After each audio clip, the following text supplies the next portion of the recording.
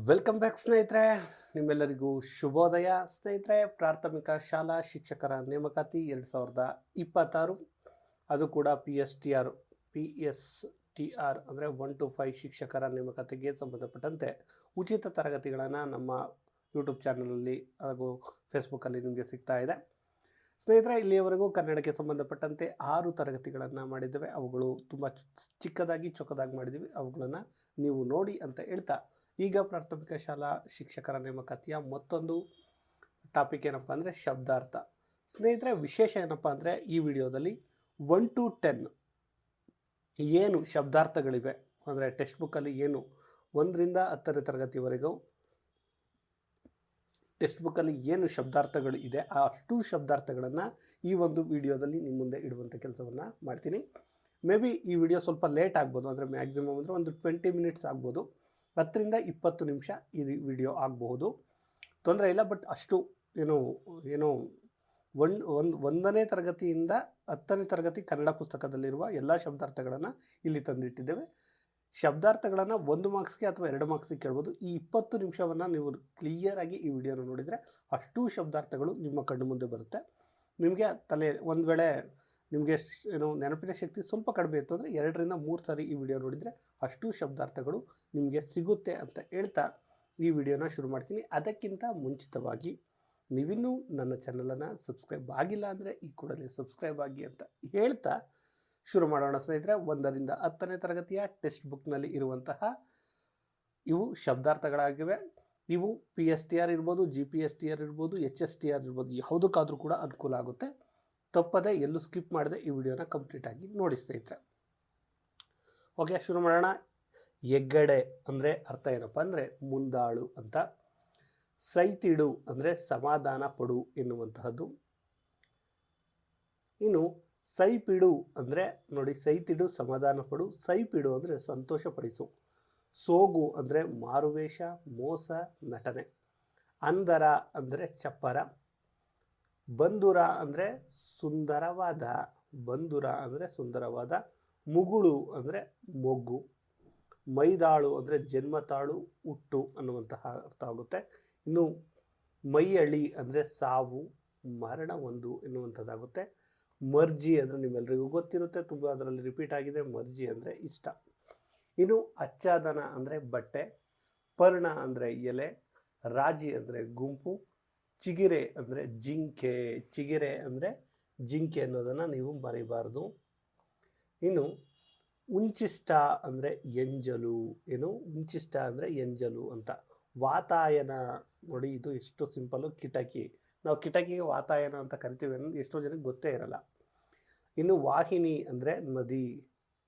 ಬಾನಾಡಿ ಅಂದರೆ ನೋಡಿ ಅಕ್ಕಿ, ಬಾನಾಡಿ ಅಂದರೆ ಅಕ್ಕಿ. ವಸನ ಅಂದರೆ ಬಟ್ಟೆ, ಇದು ನಮ್ಗೆ ಎಷ್ಟೋ ಜನಕ್ಕೆ ಗೊತ್ತಿರಲ್ಲ. ವಸನ ಅಂದರೆ ಬಟ್ಟೆ. ಅಂಗ್ರಿ ಅಂದರೆ ಪಾದ. ಬೆಸಸು ಅಂದರೆ ಅಪ್ಪಣೆ ಮಾಡು. ಬೊಪ್ಪ ಅಂದರೆ ಅಪ್ಪ. ಅನ್ನುವರ ಅಂದರೆ ಯುದ್ಧ. ನೋಡಿ, ಅನ್ನುವರ ಅಂದರೆ ಯುದ್ಧ ಅಂತ. ಇನ್ನು ಕೃತಾಂತ ಅಂದರೆ ಯಮ. ನೋಡಿ ಎಂತೆಂಥ ವರ್ಡ್ಗಳಿದೆ. ಕೃತಾಂತ ಅಂದರೆ ಯಮ ಅಂತೆ. ಮಿಂಚಾಡು ಅಂದರೆ ಹೊಳೆಯುವುದು. ಅಭಿಷ್ಟ ಅಂದರೆ ಬಯಸಿದ್ದು. ಅಭಿಷ್ಟ ಅಂದರೆ ಬಯಸಿದ್ದು. ಆಚ್ಛಾದಿತ ಅಂದರೆ ಮುಚ್ಚಲ್ಪಟ್ಟಂತಹ. ಗಣಿಸದೆ ಅಂದರೆ ಲೆಕ್ಕಿಸದೆ. ವಿಲಾಯಿತಿ ಅಂದರೆ ವಿದೇಶ ಅಥವಾ ಅನ್ಯ ದೇಶ. ನೋಡಿ ಎಂತೆಂಥದ್ದಿದೆ. ಭಂಗಿ ಅಂದರೆ ವ್ಯಂಗ್ಯ, ಕುಟಿಲತೆ. ಇನ್ನು ಮಣ ಅಂದರೆ ಹೆಚ್ಚು ತೂಕವಾದದ್ದು. ಮಣವಾರ ಇದೆ ಅಂತಾರಲ್ಲ ಹಂಗೆ. ಹರಡು ಅಂದರೆ ಪಸರಿಸು, ಕೆದರು ಅಂತ. ಒಕ್ಕು ಅಂದರೆ ಒಳಗೆ ಹೋಗು ಅಂತ. ಅನರ್ಘ್ಯ ಅಂದರೆ ಶ್ರೇಷ್ಠ ಅಂತ. ಉಜ್ವಲ ಅಂದರೆ ಶ್ರೇಷ್ಠ. ಉದ್ರೇಕ ಅಂದರೆ ಅತಿಶಯ, ಮೇರೆ ಮೀರು ಅಂತ. ಉದ್ರೇಕ ಅಂದರೆ. ನೀಲ್ಮನೆ ಅಂದರೆ ಪ್ರವಾಸಿಗರು ಉಳಿದುಕೊಳ್ಳುವ ಮನೆ ಅಥವಾ ಅತಿಥಿ ಗೃಹ. ನೀಲ್ಮನೆ ನೋಡಿ, ಹೊಸ ಪದ. ನೇಸರು ಅಂದರೆ ಎಲ್ರಿಗೂ ಗೊತ್ತಿದೆ. ನೇಸರು ಅಂದರೆ ಸೂರ್ಯ. ಮುಸುಕು ಅಂದರೆ ಅಸ್ಪಷ್ಟ ಅನ್ನೋದು ಗೊತ್ತಿರುತ್ತೆ. ಮೃಗಜಲ, ಇದು ಇಂಪಾರ್ಟೆಂಟು. ಮೃಗಜಲ ಅಂದರೆ ನೋಡಿ ತುಂಬ ಸರಿಯಾಗಿದೆ. ಮೃಗಜಲ ಅಂದರೆ ಬಿಸಿಲುಗುದುರೆ ಅಥವಾ ಮರೀಚಿಕೆ. ಮೃಗಜಲ ಅಂದರೆ. ಸಂಪದ ಅಂದರೆ ಸಂಪತ್ತು, ಸಿಂಪಲ್ಲು. ಸುಮ ಅಂದರೆ ಹೂವು, ಗೊತ್ತಿರಲಿ. ಕೊಬ್ಬರಿಗೆ ಅಂದರೆ ಕಡಾಯಿ. ಕೊಪ್ಪರಿಗೆ ಅಂದರೆ. ಗುಮ್ಮಾಗಿ ಅಂದರೆ ಸುಮ್ಮನೆ ಬಳಿ ಮಾತನಾಡಿದ, ಅಂದರೆ ಸೈಲೆಂಟ್ ಆಗಿರೋದು, ಗುಮ್ಮಾಗಿ. ಗೋಸಾಯಿ ನೋಡಿ ಇದಿದೆ. ಗೋಸಾಯಿ ಅಂದರೆ ಸನ್ಯಾಸಿ ಅಥವಾ ಬೈರಾಗಿ ಎನ್ನುವಂಥದ್ದು. ದಾದೆರು ಅಂದರೆ ಸೇವಕಿಯರು, ದಾದಿಯರು ಅಂತ ಕರಿತೀವಲ್ಲ. ದಿರ್ಸು ನೋಡಿ, ಇದು ಹೊಸ ಪದ. ದಿರ್ಸು ಅಂದರೆ ವಸ್ತ್ರ, ಬಟ್ಟೆ. ಇದನ್ನು ಕೇಳ್ಬೋದು, ದಿರ್ಸು ಅಂದರೆ ಏನು ಅಂತ. ಮೊಗೆ ಅಂದರೆ ಬೊಗಸೆ, ತುಂಬ ಎನ್ನುವಂಥದ್ದು. ಇನ್ನು ಸುರವನ್ನೇ ಅಂದರೆ ಒಂದು ಜಾತಿಯ ಹೂವಿನ ಮರವನ್ನು ಅಥವಾ ಪನ್ನಗ ಅಂತಲೂ ಕೂಡ ಕರೀತಾರೆ. ಆಣ್ಮ ಅಂದರೆ ಒಡೆಯ, ಸ್ವಾಮಿ. ಉದ್ಗಾತೃ, ಋತ್ವಿಜ, ಯಜ್ಞದಲ್ಲಿ ಸಮಗಾನ ಆಡುವಂಥವನು ಅಂತ ಕರೀತಾರೆ. ಏನು ಉದ್ಗಾತೃ ಅಂದರೆ. ಎನಿತು ಅಂದರೆ ಎಷ್ಟು. ಎಸಗಲಿ ಅಂದರೆ ಆಶೀರ್ವದಿಸಲಿ. ಕವಿ ಅಂದರೆ ಆವರಿಸು, ಮುತ್ತು ಅಂತ. ತರಗು ಅಂತಿದೆಲ್ಲ, ಓಕೆ. ತರಗು ಅಂದರೆ ಕುಂದುವಿಕೆ. ತುಡುಕಿ ಅಂದರೆ ಕುಸಿದುಕೊಂಡು ಅಂದರೆ ಕಸಿದುಕೊಂಡು ತುಡುಕಿ ಅಂದರೆ ಕಸಿದುಕೊಳ್ಳುವುದು ಅಥವಾ ಕಿತ್ತುಕೊಳ್ಳೋದು. ತೊಳಲು ಅಂದರೆ ಚಿಂತೆ ಮಾಡು, ಶ್ರಮಪಡು. ಪರಿಪಾಲಿಸು, ರಕ್ಷಣೆ ಮಾಡು, ಕಾಪಾಡು. ಬೇಹು ಅಂದರೆ ಗುಪ್ತಚಾರ, ಬೇಹುಗಾರಿಕೆ ಅಂತೀವಲ್ಲ, ಅದನ್ನೇ ಗುಪ್ತಚಾರ ಅಂತ ಕರಿತೀವಿ. ಮಂಕು ಅಂದರೆ ಭ್ರಾಂತಿ ಅಂತ. ವಿನೋದ ಅಂದರೆ ಹಾಸ್ಯ, ಉತ್ಸುಕತೆ ಅಂತ.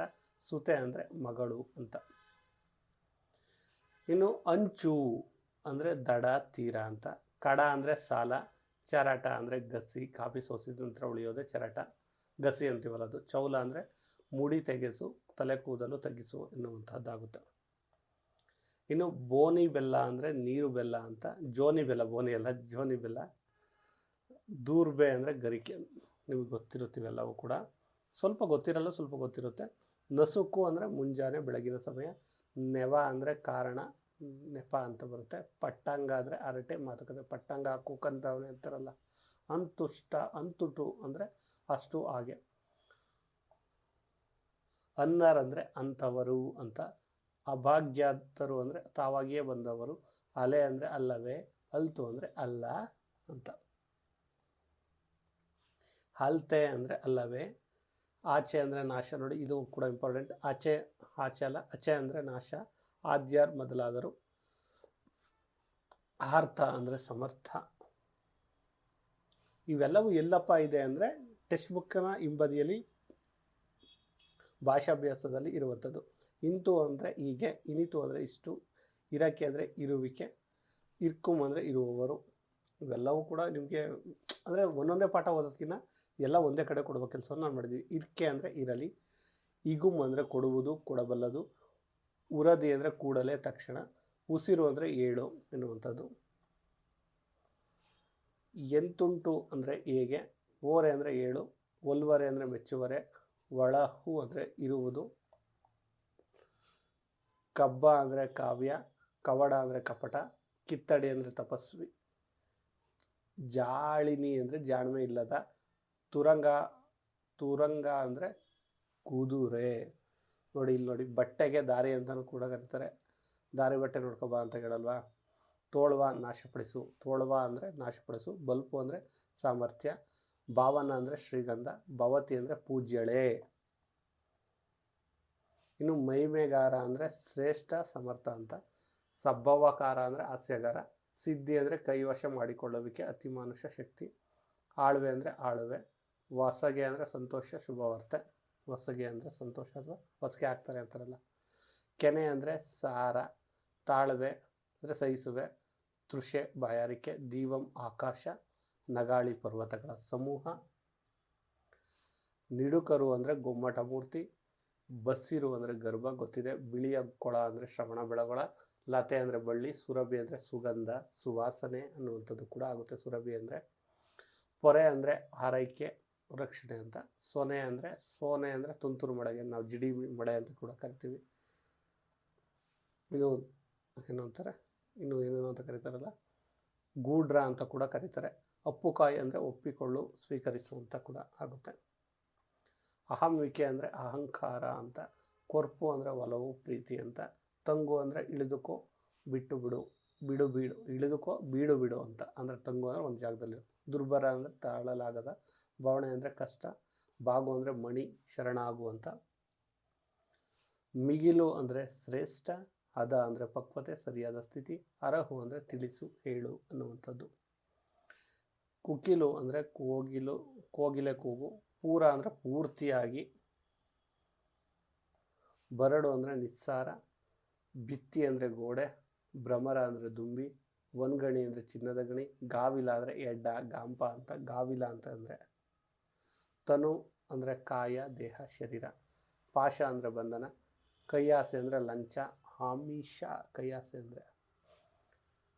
ದೇವಿಜ ಅಂದರೆ ಬ್ರಾಹ್ಮಣ, ನೈಗೋದ ಅಂದರೆ ಆಲದ ಮರ, ಪ್ರತಿಕಾರ್ಯ ಅಂದರೆ ಸ್ವಾಮಿ ಕಾರ್ಯ, ಪೆಚ್ಚು ಅಂದರೆ ಹೆಚ್ಚು, ಪೆಮ್ಮರ ಅಂದರೆ ದೊಡ್ಡ ಮರ. ಏನು ಪೆಮ್ಮರ ಅಂದರೆ ದೊಡ್ಡ ಮರ. ಭಜಕ ಅಂದರೆ ಪೂಜಿಸುವವನು, ಭಟ್ಟ ಅಂದರೆ ಸೈನಿಕ, ಮಿಡಿ ಅಂದರೆ ಈಚು, ಶ್ರುತಿ ಅಂದರೆ ವೇದ, ಸಂಪನ್ನ ಅಂದರೆ ಗುಣಶಾಲಿ, ಸಾಧನ ಅಂದರೆ ಸಹಾಯ, ಜನುಮೆ ಅಂದರೆ ಜಾಣ್ಮೆ, ಉಪಶಾಂತ ಅಂದರೆ ನೆಮ್ಮದಿ ಸಮಾಧಾನ, ಪಾತಕ ಅಂದರೆ ಪಾಪ ಕೆಟ್ಟ ಕೆಲಸ ಮಾಡುವಂತಹದ್ದು, ನಕ್ರ ಅಂದರೆ ಮಸಡೆ ನೋಡಿ ಹೊಸ ಪದ, ವಜ್ರ ಅಂದರೆ ಗುಂಪು ಹಿಂಡು ಎನ್ನುವಂಥದ್ದು. ಕಮಲಮುಖಿ ಅಂದರೆ ಲಕ್ಷ್ಮಿ, ಮೋದ ಅಂದರೆ ಆನಂದ, ಲೋಲ ಅಂದರೆ ವಿಲಾಸಪ್ರಿಯ, ಹರಿವಾಣ ಅಂದರೆ ಅಗಲವಾದ ತೆಟ್ಟೆ, ಅನಾದಿ ಅಂದರೆ ಪುರಾತನ, ರಮಣ ಅಂದರೆ ಗಂಡ, ಕರ್ತೃ ಅಂದರೆ ಯಾಗ ಯಜ್ಞ, ಕ್ಷಿತಿಯಮರು ಅಂದರೆ ಬ್ರಾಹ್ಮಣರು, ಕತಿ ಅಂದರೆ ಕೋಪ ದುಃಖ ಅಳಲು, ನೆರೆದಲೆ ಅಂದರೆ ರಾಖಿ, ಪ್ರತಿಕರಿಸಲು ಅಂದರೆ ಅಂಗೀಕರಿಸಲು, ಪಿಸುಣ ಅಂದರೆ ಚಾಡಿಕೋರ ನೀಚ, ಪ್ರತಿಷ್ಠಾ ಅಂದರೆ ಗರ್ವ, ವಿರಾಂಚಿ ಅಂದರೆ ಬ್ರಹ್ಮ ಅಜ, ವಿಹಿಗ್ರ ಅಂದರೆ ಭತ್ತ, ಅದನು ಅಂದರೆ ರೀತಿ ಕ್ರಮ, ಇಸುಣ ಅಂದರೆ ಕುತ್ಸಿತ ಬುದ್ಧಿಯವ, ಕ್ಷಿತಿ ಅಂದರೆ ಭೂಮಿ, ಉದ್ಯುಕ್ತ ಅಂದರೆ ಪ್ರಯತ್ನಿಸು ಸಿದ್ಧವಾಗು, ದಿಗಂತ ಅಂದರೆ ಕ್ಷಿತ್ರಿಜ, ಅಂಕಿತ ಅಂದರೆ ಗುರುತು, ಕೆಟಲ್ ಅಂದರೆ ಕಾಫಿ ಸಂಗ್ರಹಿಸುವ ಸಾಧನ, ಅರ್ಥ ಅಂದರೆ ಕಷ್ಟಕ್ಕೆ ಸಿಲುಕಿದ ದುರ್ಕಿತ, ಗಣಿ ಅಂದರೆ ಆಶ್ರಯ ಸ್ಥಾನ, ಹಾಳೆ ಅಂದರೆ ಗದ್ದೆಯ ಸೀಳು, ಮಕ್ಕಿ ಕತ್ತಿ ಅಂದರೆ ಬೆಳೆ ಬೆಳೆದಿರುವ ಎತ್ತರದ ಭೂಮಿ, ಉಂಗುಷ್ಟ ಅಂದರೆ ಅಂಗುಷ್ಟ ಹೆಬ್ಬೆರಳು, ದಫ್ತರ ಅಂದರೆ ಫೈಲು ಕಡತದ ದಾಖಲೆ, ದುಗ್ಧ ಆಸ ಅಂದರೆ ಹಾಲುದಗೆ ಮುಗುಳ್ನಗೆ, ಅಚ್ಚಟ ಅಂದರೆ ಒದಿಕೆ, ತಮ ಅಂದರೆ ಕತ್ತಲು. ಇವು ಕೂಡ ತುಂಬ ಇಂಪಾರ್ಟೆಂಟ್ ಪದಗಳು. ವರ ಅಂದರೆ ಅನುಗ್ರಹ, ಅರಸು ಅಂದರೆ ಹುಡುಕು ಶೋಧಿಸು, ತೃಣ ಅಂದರೆ ಹುಲ್ಲು ಗರಿಕೆ, ಕಳೆ ಅಂದರೆ ಸ್ನೇಹ ಗೆಳೆತನ, ಕೆಳೆ ಅಂದರೆ ಕಳೆ ಅಲ್ಲ, ದೀನಪ ಅಂದರೆ ಸೂರ್ಯ ರವಿ ಆದಿತ್ಯ, ಮೀಯಿಸು ಅಂದರೆ ಸ್ನಾನ ಮಾಡಿಸು ತುಳೆ, ಗಿರ್ವಾಣಿ ಅಂದರೆ ಸರಸ್ವತಿ, ಇಂಗು ಅಂದರೆ ಬತ್ತು ಇಲ್ಲವಾಗು, ಚಾಳಿಸು ಅಂದರೆ ಕನ್ನಡಕ, ಸ್ಟ್ರಾಚ್ ಅಂದರೆ ಗಂಜಿ, ಅಂಬು ಅಂದರೆ ಬಾಣ. ಬಹುತೇಕ ಸ್ನೇಹಿತರೆ ನಾನು ಇಲ್ಲಿ ಹೇಳ್ತಿರೋದ್ರಲ್ಲಿ ಬಹುತೇಕ ನಿಮಗೆ ಗೊತ್ತಿರುತ್ತೆ, ಸ್ವಲ್ಪ ಗೊತ್ತಿರಲ್ಲ. ಆ ಸ್ವಲ್ಪ ಗೊತ್ತಿರೋದು ಕೂಡ ನೀವು ತಿಳ್ಕೊಬೇಕು.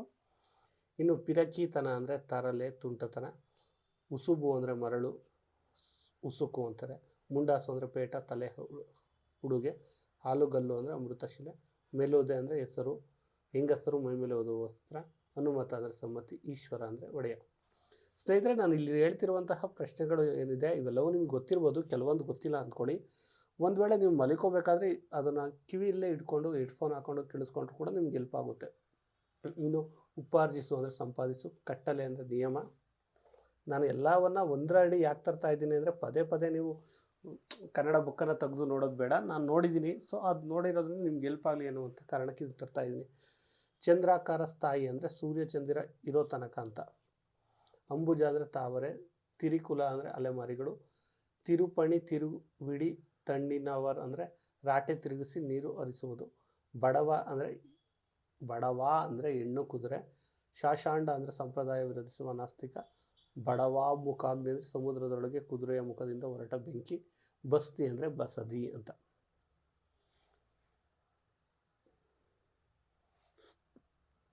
ಬಹೆವು ಅಂದರೆ ಬರುತ್ತೇವೆ ಅಂತ. ಭವ್ಯ ಜನಾಂಗಗಳಂದರೆ ಜೈನ ಧರ್ಮೀಯರು, ಮೋಮಷ್ಟಿ ಅಂದರೆ ಅಕ್ಕಸಾಲಿ, ಮೋಷ್ಟಿಕ ಅಂದರೆ ಅಕ್ಕಸಾಲಿ, ಯತಿ ಅಂದರೆ ಇಂದ್ರಿಯ ನಿಗ್ರಹ ಮಾಡಿದವನು ಯೋಗಿ, ಸಕಳ ಅಂದರೆ ಎಲ್ಲ, ಸಕಲ ಕಲ್ಲ ವಲ್ಲಭ ಅಂತಾರಲ್ಲ ಹಂಗೆ, ಸಮಯಿ ಅಂದರೆ ಒಂದು ನಿರ್ದಿಷ್ಟ ಸಿದ್ಧಾಂತವನ್ನು ಅನುಸರಿಸುವವನು, ಸೋದೆಯ ನಿಕ್ಕುವುದು ಅಂದರೆ ಜೀರ್ಣೋದ್ಧಾರ ಮಾಡುವನು, ಅನುಪಮ ಅಂದರೆ ಎಣ್ಣೆ ಇಲ್ಲದ, ಕಿಸುರು ಅಂದರೆ ಕೆಂಪು ಬಣ್ಣ ಎನ್ನುವಂಥದ್ದು. ಗಾವುಂಡ ಅಂದರೆ ಗ್ರಾಮದ ಮುಖ್ಯಸ್ಥ, ಚಿತ್ರಯಾತ್ರೆ ಅಂದರೆ ವಿಜಯಯಾತ್ರೆ, ದೈವದವರು ಅಂದರೆ ಊರಿನ ಹಿರಿಯರು, ಮುಂಡಾಸು ಅಂದರೆ ರುಮಾಲು ತಲೆಯುಡಿಗೆ, ಗೋಡೆವ ಅಂದರೆ ಬಣ್ಣ ಬಣ್ಣದ ದಾರದ ಗೊಂಚಲು, ಚಕ್ರಮಂಡಿ ಅಂದರೆ ಯಕ್ಷಗಾನದ ನೃತ್ಯದ ಹೆಜ್ಜೆ, ಚಂಡೆ ಚರ್ಮವಾದ್ಯ, ದಿವಟಿಕೆ ಪಂಜು,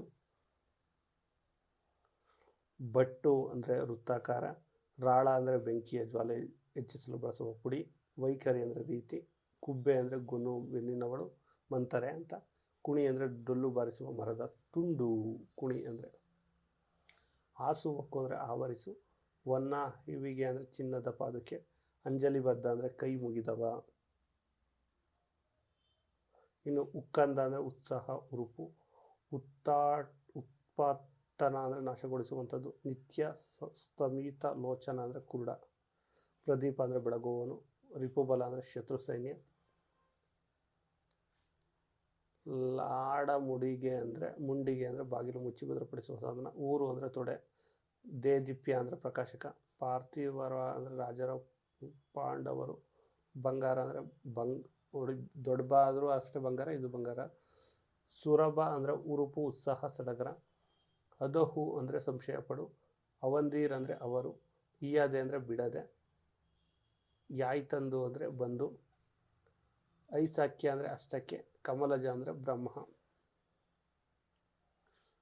ಕಟ್ಟಾಂಗ ಅಂದರೆ ತುದಿಯಲ್ಲಿ ತಲೆಬುರುಡೆಯುಳ್ಳ ಶಿವನ ಗದೆ, ಗುಹೆ ಗುಹೆ ಗುಹೆ ಗುಹೆ ಗುಟ್ಟು ಅಂದರೆ ಗುರ್ಗುರ್ ಎನ್ನುವ ಶಬ್ದ ಮಾಡು, ಚರಿತ್ರಮ್ ಅಂದರೆ ಕೆಲಸ, ಜೊಲ್ವ ಅಂದರೆ ಸಡಿಲವಾಗಿರುವ, ತುಂಡಲ ಅಂದರೆ ಅಕ್ಕಿ, ತೊವಲ್ ಅಂದರೆ ಚರ್ಮ, ನೆರವಿ ಅಂದರೆ ಸೇರಿದ ಜನ, ನಿಲ್ವ ಅಂದರೆ ನೇತಾಡು, ಎಷ್ಟಿ ಅಂದರೆ ಉರುಕೋಲು, ವೇಷ್ಟಿ ಅಂದರೆ ಪಂಚೆ. ಇನ್ನು ಶಿಥಿಲಾಕ್ಷರ ಅಂದರೆ ತೊದಲು ಮಾತು, ಉದ್ಗಳಿಸು ಅಂದರೆ ಉದ್ದೋಳಿಸು ಅಂದರೆ ಲೇಪಿಸು, ಎಡಸಿರ್ಪ ಅಂದರೆ ಸುತ್ತುವರಿದ ಇರುವಂತಹದ್ದು, ಓರ್ವನೆ ಅಂದರೆ ಒಬ್ಬನೇ, ತತ್ಪರ ಅಂದರೆ ಆಸಕ್ತಿ, ತೆರೆ ಅಂದರೆ ಮುಪ್ಪಿನಿಂದ ಸುಕ್ಕು ಕಟ್ಟಿದ ಚರ್ಮ ಎನ್ನುವಂಥದ್ದು. ನೋಡಿ ಸ್ನೇಹಿತರೆ, ಎಷ್ಟು ಪದಗಳಿವೆ. ಇವುಗಳನ್ನು ನೀವು ಜಸ್ಟ್ 5 ದಿನ 6 ದಿನ ಓದಬೇಕು, ಬಟ್ ಇದರಲ್ಲಿ ಒಂದೇ ಸರಿ ಓದ್ಕೊಂಡು ಹೋಗ್ಬೋದು. 20 ನಿಮಿಷದಲ್ಲಿ ನಿಮಗೆ ಕಂಪ್ಲೀಟ್ ಕೊಡ್ತೀನಿ ಸ್ನೇಹಿತರೆ. ನಿಖರ ಅಂದರೆ ಸಮೂಹ, ಬೆಂಬಳಿ ಗೂಡು ಅಂದರೆ ಹಿಂಬಾಲಿಸು, ಮರ್ಸಮಂಡಲ ಅಂದರೆ ಭೂಲೋಕ. ನಾನು ಇವರು ಕಲೆಕ್ಟ್ ಮಾಡೋಕ್ಕೆ ಕನಿಷ್ಠ 3 ದಿನ ತಗೊಂಡಿದ್ದೀನಿ, ನಿಮಗೆ ಬರೀ 20 ನಿಮಿಷದಲ್ಲಿ ಕೊಡ್ತಿದ್ದೀನಿ. ವಸುದೆ ಅಂದರೆ ಭೂಮಿ, ಶುಕ ಅಂದರೆ ಗಿಳಿ, ಎಮ್ಮೈಸು ಅಂದರೆ ಮೈಮರೆ ಮೂರ್ಛೆ ಹೋಗುವಂಥ, ಕಲಕಂಠ ಅಂದರೆ ಇಂಪಾದ ಧ್ವನಿ, ಪದತಳ ಅಂದರೆ ಕಾಲಿನ ಕೆಳಗೆ, ಮಸಗು ಅಂದರೆ ಅರಡು, ತೆರೆ ಅಂದರೆ ತರಂಗ ಅಲೆ, ನಭ ಅಂದರೆ ಆಕಾಶ, ಮಾರ್ದಿನಿ ಅಂದರೆ ಪ್ರತಿಧ್ವನಿ, ವದರು ಅಂದರೆ ಪೊದೆ ಪೊರಟರೆ, ಓಲಗ ಅಂದರೆ ರಾಜ್ಯಸಭೆ ದರ್ಬಾರು, ಚವಿ ಅಂದರೆ ಕಾಂತಿ, ನೀಲಾಂಬುಜ ಅಂದರೆ ನೈದಿಲೆ, ಪೊರ್ಲು ಅಂದರೆ ಚಂದ, ಭೂತಳ ಅಂದರೆ ಭೂಮಿ, ಮಂಚಿಂದಿ ಅಂದರೆ ಚಂದವಾದದ್ದು, ಅಂಬುಜ ಅಂದರೆ ತಾವರೆ, ಎಸೆ ಅಂದರೆ ಶೋಭಿಸು, ಕಾಂಬ ಅಂದರೆ ಕಾಣುವ, ಚೆನ್ನು ಅಥವಾ ಚಿನ್ನು ಅಂದರೆ ಒಳ್ಳೆಯದು, ಡಾಳಿಸು ಅಂದರೆ ಪ್ರಕಾಶಗೊಳಿಸು, ಒಳಪು ಮಾಡುವಂಥ. ನೋಡಿದ್ರೆ ಸ್ನೇಹಿತರೆ, ಯಾವ ರೀತಿಯಾಗಿ ನೀವು ತಿಳ್ಕೊಬೇಕು ಅಂದರೆ ಇಷ್ಟರಲ್ಲಿ ನಿಮ್ಗೆ 2 ಮಾರ್ಕ್ಸ್ಗೆ ಇಷ್ಟೆಲ್ಲ ಕಷ್ಟವನ್ನು ನೀವು ಪಡಲೇಬೇಕು. ಯಾಕಂದರೆ 2 ಮಾರ್ಕ್ಸ್ ಕೂಡ ನಿಮ್ಮ ಜೀವನವನ್ನು ಒಂದು ರೀತಿ ಬದಲಿಸುತ್ತೆ. ಸೊ ಆ ಕಾರಣದಿಂದ ಇದು ನೋಡಬೇಕಾಗುತ್ತೆ. ಇನ್ನು ಭಿನ್ನಹ ಅಂದರೆ ಅರಿಕೆ, ಶ್ರೀವಿಲಾಸ ಅಂದರೆ ವೈಭವ ಬೆಡಗು, ಅಂಬಲ ಅಂದರೆ ಚಿಂತೆ, ಅಡಗು ಅಂದರೆ ಮಾಂಸ, ಅಭಿತೆ ಅಂದರೆ ಎದರದಿರು ಅಂತ, ಅಲಹೋದ ಅಂದರೆ ಹೂ ಬಿಡು, ಚೆರಿಗೆ ಅಂದರೆ ಭಿಕ್ಷಾಟನೆ, ಚೆರಿಗೆ ಎತ್ತು ಅಂತಾರಲ್ಲ.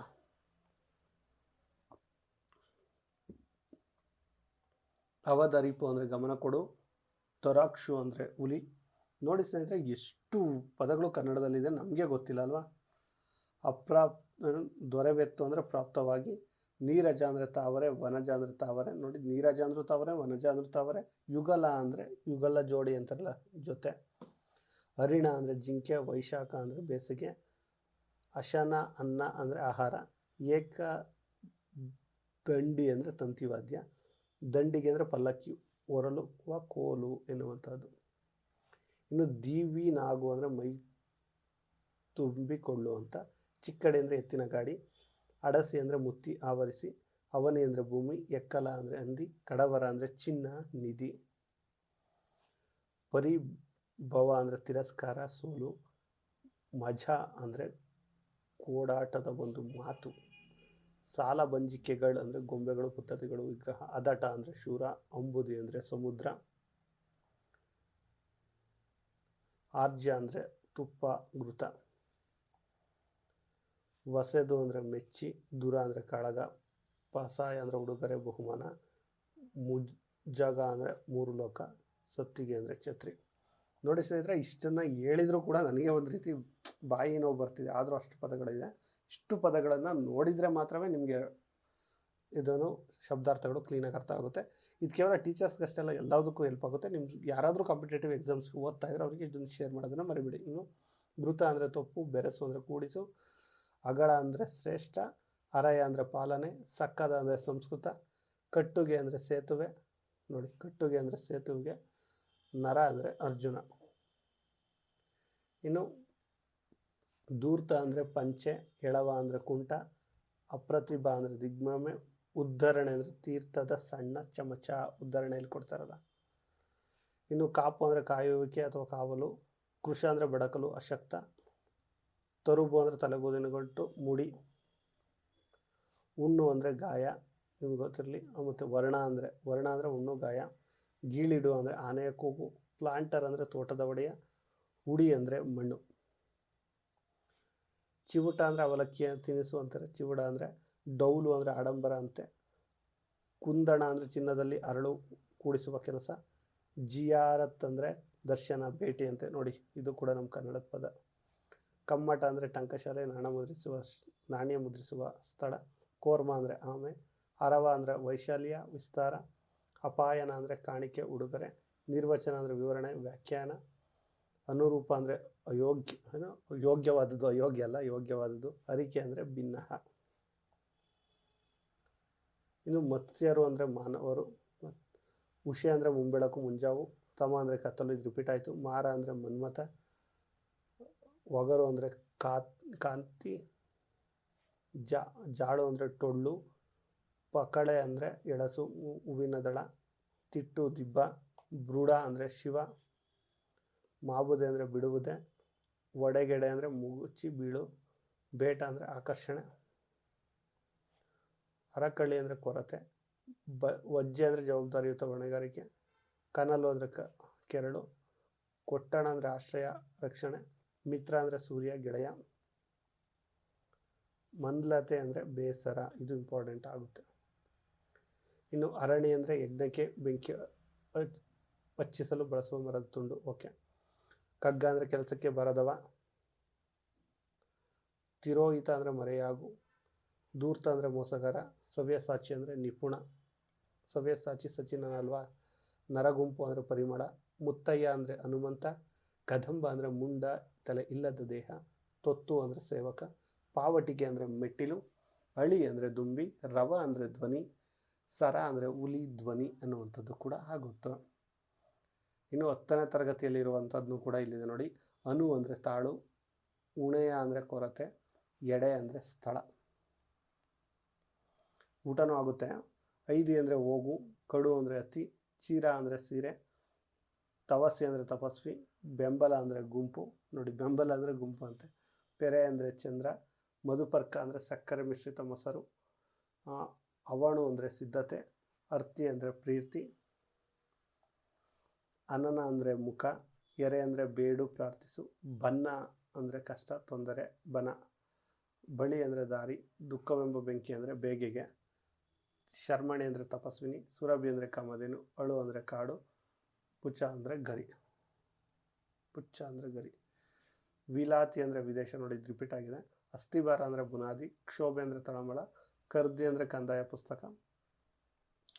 ಪಂಜ ಅಂದರೆ ಹುಲಿ ಅಂಗಾಳು. ಅನಾಕರು ಅಂದರೆ ಅಸತ್ಯ. ಅಬೋಧರೆ ಅಂದರೆ ವಿಷ್ಣು. ಅಚ್ಛಾದಿಸು ಅಂದರೆ ಆವರಿಸು. ಇಂಬು ಅಂದರೆ ಅವಕಾಶ. ಕಟ್ಟೆಕಾಂತ ಅಂದರೆ ಯಾರೂ ಇಲ್ಲದಂತಹ. ಕರಮ್ ಅಂದರೆ ತುಂಬ. ಕಿಡು ಅಂದರೆ ನಾಶವಾಗುವಂಥ. ಕೊರಮೆ ಅಂದರೆ ಸ್ನೇಹ. ಕೃತ್ರಿಮ ಅಂದರೆ ಮೋಸ. ಚೋದ್ಯ ಅಂದರೆ ಅದ್ಭುತ. ನೀರದ ಅಂದರೆ ಮೋಡ. ಪನ್ನಗ ಅಂದರೆ ಹಾವು. ಪರದು ಅಂದರೆ ವ್ಯಾಪಾರ. ಇನ್ನೂ ಮುಗ್ದಿಲ್ಲ, ಇರಲಿ. ಪರಮಗಹನ ಅಂದರೆ ನಿಗೂಢ. ಬಳ್ಳಾರಿ ಅಂದರೆ ಮಾರಿ. ಮೇದಿನಿ ಅಂದರೆ ಭೂಮಿ. ನೇಮಿ ತಿಕ್ತಂ ಅಂದರೆ ಜೋಯಿಸನು, ವಿಭೂತಿಯಂ ಐಶ್ವರ್ಯವನ್ನು, ಸುರ ಸಪ್ಪಂ ಅಂದರೆ ಸಾಸಿವೆಗಳು. ಅಂದರೆ ಸ್ನೇಹಿತರೆ ಇಷ್ಟು ಒಂದು ಕಡೆ ಕಲೆಕ್ಟ್ ಮಾಡಿದ್ದೀನಿ ನಾನು. ನನಗೆ ಒಂದು ರೀತಿ ಖುಷಿ ಆಗುತ್ತೆ ಅದನ್ನು ನಿಮ್ಮ ಮುಂದೆ ತಂದಿರೋದಕ್ಕೆ. ಸೆಸೆಯನೆಕ್ಕಲ್ ಮತ್ರಾಕ್ಷತೆ ಹಾಕಲು, ಯವೆ ಅಂದರೆ ಕಣ್ಣು ರೆಪ್ಪೆ, ಕೆನ್ನ ಅಂದರೆ ಕೆಂಪು, ತಿಂಗಳ ಅಂದರೆ ಚಂದ್ರ, ವನ್ನ ಅಂದರೆ ಹಳದಿ, ಅಗಸಿ ಅಂದರೆ ಹೆಬ್ಬಾಗಿಲು, ಟಾರ ಅಂದರೆ ನಾಶ, ಜಲದ ಅಂದರೆ ತೀವ್ರ, ಅನ್ವಯ ಅಂದರೆ ವಂಶ, ಇನ ಅಂದರೆ ಸೂರ್ಯ, ಕೈವಾರ ಅಂದರೆ ಹೊಗಳಿಕೆ.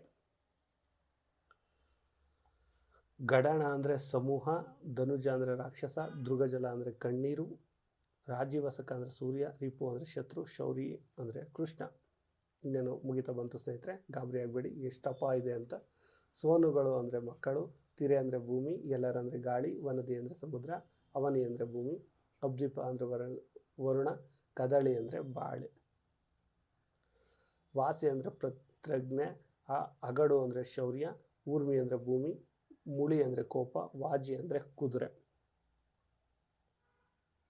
ಅಯ ಅಂದರೆ ಕೂಡ ಕುದುರೆ, ತುರುಗ ಅಂದರೆ ಕುದುರೆ, ಅಳುಹು ಅಂದರೆ ಪರಾಕ್ರಮ, ಕಡು ಸಿಗ್ಗು ಅಂದರೆ ತೀವ್ರ ನಾಚಿಕೆ, ಜಲಕ್ಕನೆ ಅಂದರೆ ವಿಷಾದವಾಗಿ, ಸಮಂತು ಅಂದರೆ ಚೆನ್ನಾಗಿ, ಭಾರ್ಗವ ಅಂದರೆ ಪರಶುರಾಮ, ಪುರಂದರ ಅಂದರೆ ಇಂದ್ರ, ವರಂ ಅಂದರೆ ಶ್ರೇಷ್ಠ, ವಿಷಣ ಅಂದರೆ ಖಿನ್ನವಾದ ಬಾಡಿದ, ಪವಾಡಿಸು ಅಂದರೆ ಮಲಗಿಸು ನಿದ್ರಿಸು, ಕೊನರು ಅಂದರೆ ಚಿಗುರು, ಚಿಕಿತ ಅಂದರೆ ಚಿಗುರಿದ, ದಗದ ಅಂದರೆ ಕೆಲಸ ಅಂತೆ ನೋಡಿ, ತಿಮಿರ ಅಂದರೆ ಕತ್ತಲೆ ಅಜ್ಞಾನ, ಅಂಬುಜ ಅಂದರೆ ತಾವರೆ, ಬಾಂದಳ ಅಂದರೆ ಆಕಾಶ, ಮಿಸುಪ ಅಂದರೆ ಹೊಳೆಯುವಂಥದ್ದು, ಅಯನು ಅಂದರೆ ಹಾಲು, ಓರಣ ಅಂದರೆ ಅಚ್ಚುಕಟ್ಟಾಗಿರುವಂಥದ್ದು, ಸೌರಭ ಅಂದರೆ ಪರಿಮಳ ಸುವಾಸನೆ, ಜೋಡಿಸು ನೆರಹಿ ಅಂದರೆ ಜೋಡಿಸು, ಅಜ ಅಂದರೆ ಹಾಡು ಅನ್ನುವಂಥದ್ದು. ಸ್ನೇಹಿತರೆ ಇದು ನಿಮ್ಮೆಲ್ಲರಿಗೂ ಗೊತ್ತಿರಲಿ, 1ರಿಂದ 10ನೇ ತರಗತಿಯ ಎಲ್ಲ ಪಠ್ಯ ಪುಸ್ತಕಗಳನ್ನು ತೆಗೆದುಕೊಂಡು ಸುಮಾರು 1000ಕ್ಕೂ ಹೆಚ್ಚು ಪದಗಳಿಗೆ ಅರ್ಥ ನೀಡಿರುವಂಥದ್ದು ಸ್ನೇಹಿತರೆ. ಎಷ್ಟು ಅರ್ಥ ನೀಡಿರುವಂಥದ್ದು. ಸೊ ಸ್ನೇಹಿತರೆ ಇದನ್ನು ನೀವು ಒಮ್ಮೆ ಕೇಳಿದರೆ ನಿಮ್ಮ ತಲೆಗೆ ಹೋಗಲಿಲ್ಲ ಅಂದರೂ ಇನ್ನೊಮ್ಮೆ ಅದನ್ನು ಕೇಳಿ ಬರೆದುಕೊಳ್ಳುವಂತಹ ಕೆಲಸವನ್ನು ಮಾಡಿ.